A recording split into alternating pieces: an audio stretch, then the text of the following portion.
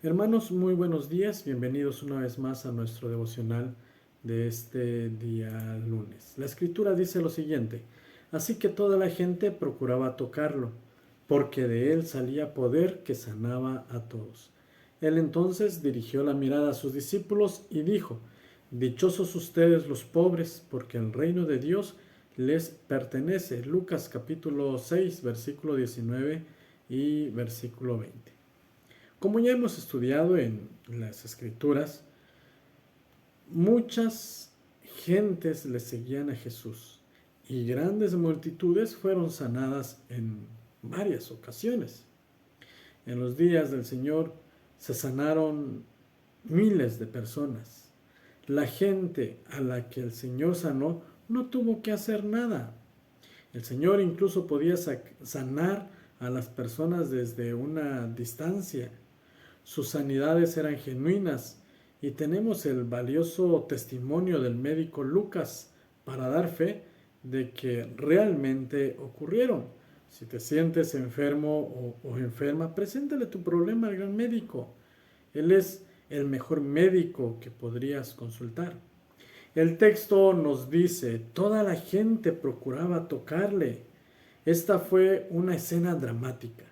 Cientos o miles de personas que trataban de tocar a Jesús con la esperanza de recibir algún milagro de él.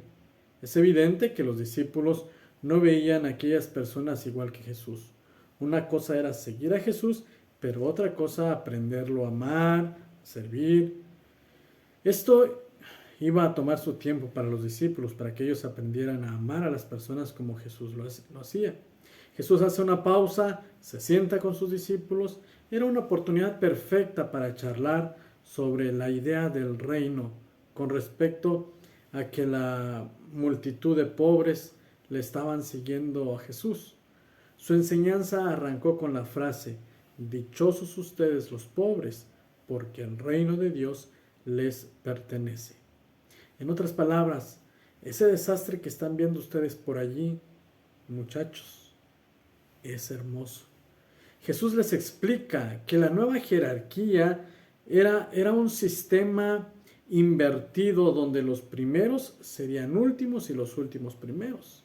Toda aquella gente que está siguiendo a Jesús ahora son importantes en el reino de Dios. Eran bienaventurados, afortunados y estaban en una mejor situación que las élites más cultas y sanas de aquella época. No porque fueran económicamente pobres y físicamente enfermizos, sino porque la desesperación les hacía humildes y abiertos a todo lo que Jesús les tenía que ofrecer. Jesús usa una palabra que indica una pobreza severa. La idea es alguien que debe rogar lo que tiene o lo que obtendrá. Una realidad un poco extraña es lo que sucede en este versículo, en las frases: bienaventurados por ser pobres. Esto para nosotros no tiene sentido, nada de sentido. Sin embargo, el poder y la sabiduría en esta verdad se encuentra en el hecho de que el hombre pobre debe buscar en los demás lo que necesita. No se hace ilusiones sobre su capacidad de mantenerse por sí mismo. En realidad, la pobreza que Jesús tiene en mente fue la pobreza de espíritu. Y así fue exactamente como lo expresó también en el sermón registrado en Mateo capítulo 5. Los pobres en espíritu reconocen que no tienen bienes espirituales. Saben que están espiritualmente en bancarrota.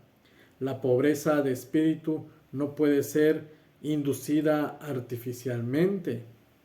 Se presenta cuando el Espíritu Santo obra en nuestros corazones y le respondemos con obediencia. Sin embargo, aquellos que son pobres en espíritu, tan pobres que tienen que mendigar, son recompensados. Ellos reciben el reino de Dios. Por lo tanto, la pobreza de espíritu, hermanos, es un requisito indispensable para recibir el reino. Porque mientras mantengamos las ilusiones sobre nuestros propios recursos espirituales, no recibiremos el reino de Dios.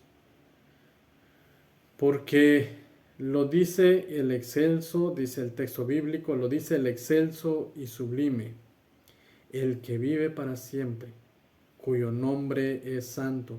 Yo habito en un lugar santo y sublime, pero también con el contrito y humilde de espíritu, para reanimar el espíritu de los humildes y alentar el corazón de los quebrantados. Isaías 57:15.